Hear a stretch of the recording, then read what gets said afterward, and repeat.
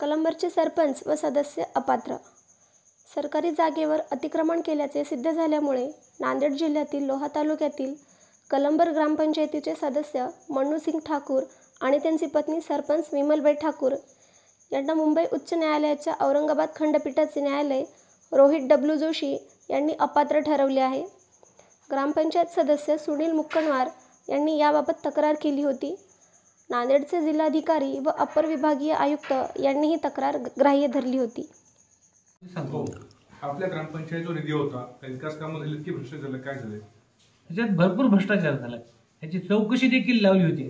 चौकशी लावते सुद्धा ते माणसं जे कोणी चौकशीची माणसं होती त्याला शेवटच्या क्षणी ज्या दोषी निघता या हिशोबाने त्याने मॅनेज करून त्याला धमक्या देऊन जीव मारण्याच्या धमक्या देऊन त्याला उचलायला लावले फॉर्म आणि त्याच्यातून मुक्त झाले. त्याने तर असे केले की ह्यानं जे नामनिर्देशन फॉर्म भरते ज्यावेळेस ॲफिडेविट करून देतो आपण त्यावेळेस ह्यानं हे जे करप्शन केलेलं आहे ना ह्यानं जे अतिक्रमण केलेलं आहे हे सगळं उघडकीस येऊ नये म्हणून एकच मालमत्ता दाखवली आणि 10 मालमत्ता शिल्लक ठेवल्या ग्रामपंचायत रेकॉर्डला. त्या मालमत्ता मी उकळून माननीय कलेक्टर साहेबाला ते दाखविण्याचा प्रयत्न केला होता आणि पुराव्यासहित दाखवले. एकच मालमत्ता दाखवली ग्रामपंचायत फॉर्म भरती वेळेस इलेक्शनचं आणि मी ती 10 फॉर्म हे 10 जागा दुसऱ्या दाखवून दिल्या आहे उघडकीस आणून दिल्या ह्याच्या. ग्रामपंचायतली सगळ्यात मोठी ग्रामपंचायत म्हणून आपल्या ग्रामपंचायतला ओळखतात. सगळ्यात जास्त निधी सुद्धा ग्रामपंचायत आपल्या कलंबरला येतो. रोजगार हमी योजनेच्या माध्यमातून अनेक बेरोजगारांना रोजगार उपलब्ध झाला पाहिजे अशी शासनाची योजना आहे. काय वाटते खरंच त्या योजनेमध्ये आपल्या गावात भ्रष्टाचार झाला असं वाटते? अजिबात नाही. अनेक प्रकारच्या याच्या त्रुटी आहेत, अनेक प्रकारचे कामं होण्याचे प्रयत्नच केले नाही त्यांनी. काय तुम्हाला प्रश्न नाही कळाला त्यांनी लोहा तालुक्यातील सगळ्यात मोठी ग्रामपंचायत म्हणून आपल्या ग्रामपंचायतला ओळखतात आणि यामध्ये रोजगार हमीच्या माध्यमातून अनेक बेरोजगारांना या ठिकाणी रोजगार हमीच्या माध्यमातून रोजगार उपलब्ध करून दिला जातो शासनाच्या माध्यमातून. तर तो जे बेरोजगार असतील रोजगार धारक असतील जॉब कार्ड धारक त्यांना खरंच लाभ भेटला का त्या योजनेचा? लाभ नाही. याच्यात खूप मोठा गैरप्रहार झाला. समजा याच्यात भ्रष्टाचार झाला भरपूर. जेवढं असते तेवढं कधीच झालं नाही.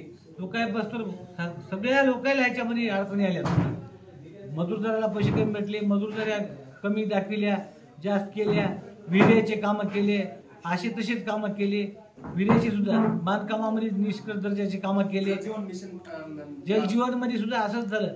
जलजीवन मध्ये आमची एवढी मोठी योजना असून आज शून्य पातळीवर आहे. समजा आमचं कोणालाच काही फायदा नाही. उलट आमचे जे रोड ग्रामपंचायतनं किंवा दुसऱ्या माध्यमातून केलेले रस्ते आमचे सगळे उकळून टाकून दिले. आज आम्हाला गावामध्ये कोणालाच जाता येणार, शाळेत लेकराला जाता येणार, म्हाताऱ्या माणसाला दवाखान्यात जाता येणार. घराघरापर्यंत दारात नळ योजना पोहोचली पाहिजे यासाठी जलजीवन मिशन योजना चालू केली शासनाने. आपल्या गावात हर नळ योजना आली का? राबवली नाही. राबवली अशी तशी राबवली, अजून अपुरीच आहे ना. झाली पूर्ण झालीच नाही ना. त्याच्यामध्ये पण भ्रष्टाचार आहे. 100% भ्रष्टाचार आहे. त्याच्यात भ्रष्टाचार कसा नाही? त्याच्यामध्ये भ्रष्टाचार आहे, त्याच्यात कमिशन आहे, त्याच्यात अनेक प्रकारे आहेत. इतक्या निष्कर्ष दर्जाचं काम चालू आहे. जी पाईपलाईन जी मेन पाईपलाईन आहे ते पाईपलाईन जे जशी लागायत होती आपल्याला कायमस्वरूपी पाणी पुरवठ्याच्या विचारानं तर तशी पाईपलाईन झाली नाही. की वर्षात 6 महिने आज जरी भुजिताने जरी ह्याच्यात छोटा दगड पडला तर हे फुटून चालले. प्रत्येक ठिकाणी फुटू गेले. त्याने दुसरे पाईप टाकले पुन्हा.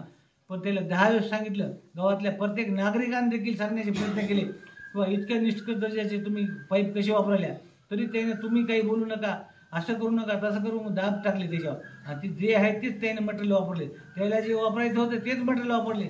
पब्लिकनं सांगलेलं किंवा इंजिनियरनं एस्टिमेटमध्ये केल्याप्रमाणे अजिबात नाही. कायमस्वरूपी योजनाच नाही. ही 6 महिन्याची सुद्धा योजना नाही. अनेक दिवसाच्या लढ्याला आज तुम्हाला यश आलेलं आहे. काय आनंद आहे का? काय वाटतं? नाही आनंद. गुंडागर्दीपासून गाव मुक्त झालं आमचं. हे मोठा आनंद. येणाऱ्या पिढीसाठी याची 100% याचं अनुकरण जर लोकांनी केलं तर हे सगळ्या गोष्टी बंद होतील. भविष्यामध्ये अजून बऱ्याच लोकांनी केलेलं आहे इथं अतिक्रमण. हेच एक नाही, अजून देखील आहेत अतिक्रमण केलेले लोक. ते बी काही टप्प्याटप्प्याने समोर येतील समजा. आणि ते आणल्याशिवाय मी राहणार नाही. मी सरपंचानं जे अतिक्रमण केलं ती जागा राम मंदिराची आहे म्हणून समजतं. राम मंदिराचीच जागा आहे. पण ती कशी का असणार पण त्यानं जेवढी रजिस्ट्री केली खरेदी खतापेक्षा जास्त जागा मंदिराच्या जागेवर सरपंच वैयक्तिक अतिक्रमण आहे का? मग हा ते आहेत ना. तसं नाही आहेत तिथं आहे. नमस्कार, माझं नाव अनिल सोरगे. मी त्या गावचं नागरिक या नात्याने माझ्या गावची अवस्था पाहता माझ्या हृदयातून असं कधी कधी असं वाटते की ह्या गावाची अवस्था आणि बाजूचे गावं कसे सुधारले, छोटे छोटे गावं सुधारले आणि आमच्या गावाची परिस्थिती खूप नाजूक होत गेली.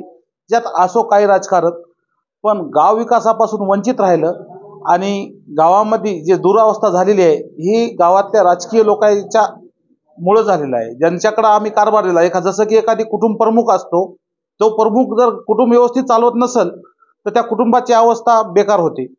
तसंच या गावाचा प्रमुख म्हणून सरपंच असतो. सरपंचानं जर व्यवस्थित गाव चालवलं तर व्यवस्थित सगळ्या गोष्टी होतात. आज तुम्ही सरकारी दवाखाना घ्या, पाण्यानं गळत आहे, कुठलं बांधकाम व्यवस्थित नाही. तिथं संध्याकाळी एखाद्या माणसाला विंचू चावला तर तिथं इंजेक्शन द्यायला एक डॉक्टर नसतो. इथं सरकारी दवाखान्यात बघा पूर्ण घाण करून ठेवलेली आहे. शाळेच्या आजूबाजूला एवढी घाण आहे की काही बघायचंच काम नाही. पूर्ण गावाचं शिक्षण वैभव हे संपत चाललेलं आहे. लेकरं इथून नांदेडला पाठवाले. आता गावाची जी पूर्व परिस्थिती होती, आमचं गाव एक नांदेड जिल्ह्यामध्ये प्रसिद्ध होतं की कलंबर कारखाना आणि कलंबरचं वैभव काय. आज हे वैभवापासून लोप पावत चाललेला आहे आणि आता मनस्थिती राहिली नाही गावातल्या काही लोकांची की बाबा आपण कसं राहावं, काय करावं. ही गावाची परिस्थिती उच्चर हेच होत चालली आहे. पण कुठला तरी पुढारी येईल, सुधारणा करेल गावाची, अशी अपेक्षा फक्त आता आम्ही सुनील आप्पाकडून केलेली आहे. कारण आम्हाला दुसरा कोणता पुढारी दिसत नाही. कारण कोणी बी येतो ते काहीतरी बिझनेस म्हणूनच बघतो राजकारणाकडे, पण आम्हाला काहीतरी मनापासून दिसत आहे की बाबा हा व्यक्ती काहीतरी करू शकतो. म्हणून आम्हाला थोडंसं सुनील आप्पाबद्दल आमच्या मनात थोडंसं जागा जास्त आहे आणि गावाची अवस्था फार बिकट आणि गाव खूप मागासलेलं आहे. आत्ता गाव एवढं माघार गेलेलं आहे की शिराढोणमध्ये जाऊन बघा, अभ्यासिका किती मोठी बांधलेली आहे. आमच्या इथं अभ्यासिका किंवा शैक्षणिक गोष्टीत खूप महाग आहे. तिथले जाऊन PSC बघा, आमच्या इथली जाऊन PSC बघा. PSC बांधली ते पूर्ण गळतच आहे. नवीन PSC बांधली किती कोट्यावधी रुपयाची. ही हर घर योजना आली, पूर्ण गावानं खड्डे करून ठेवले. पाईप असा एवढा 3 इंची वापरला आणि वरून खडा टाकला तरी फुटून चला असा योजनाचा आहे. पाणी तर अजून आलंच नाही. ते मोठं पाणी जे येणार होतं बारूच्या तळ्याचं ते मधातच रोखलेलं आहे. इथल्याच पाण्यावर टेस्ट घेणं चालू आहे आणि एवढे मोठे कोट्यावधी रुपयाची योजना आणून त्याच्यावर चौकशी सुद्धा नाही.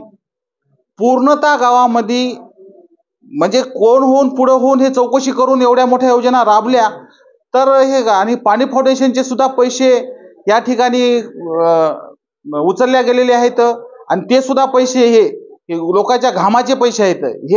ह्या पैशाचा चांगला उपयोग व्हावा, या गावासाठी काहीतरी चांगल्या गोष्टी घडावं अशा उद्देशाचा माणूस म्हणून आम्ही सुनील आप्पाकडे बघत आहात आणि ह्याच्यानंतर आम्हाला दुसरा कोणी दिसत नाही आणि दुसरं कोणी असं करल असं मला काही वाटत नाही. कारण आम्ही भरपूर जणांचा सहकार्य करत राहिल्या सर्वसामान्य नागरिक म्हणून.